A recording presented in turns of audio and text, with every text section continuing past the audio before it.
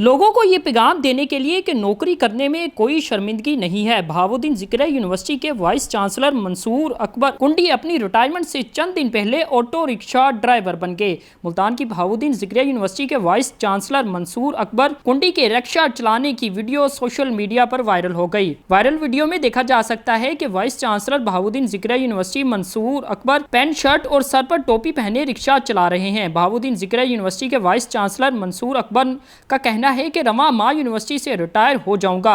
Retire होने वाले मुलाजमीन को पेंशन नहीं मिलती।